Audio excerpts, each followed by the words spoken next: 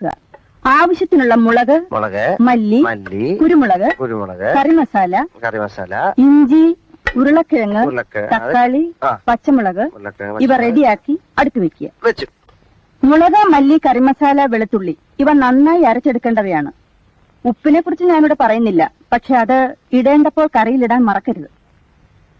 ഇനി കോഴിയെ കയ്യിലെടുക്കുക.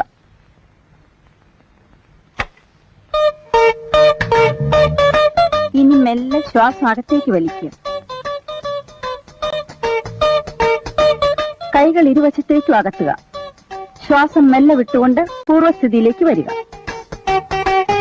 എന്നിട്ട് കാലുകൾ ഇരുവശത്തേക്കും അകത്തുക.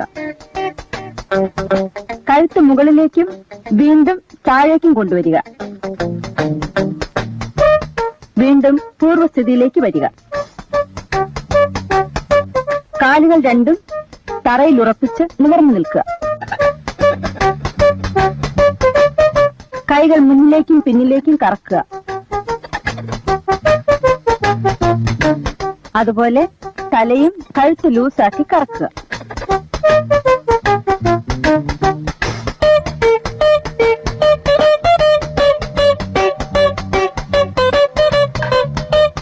ഇപ്പോൾ നിങ്ങളുടെ മുന്നിൽ ഇരിക്കുന്നതാണ് സ്വാദിഷ്ടമായ ചിക്കൻ മസാല.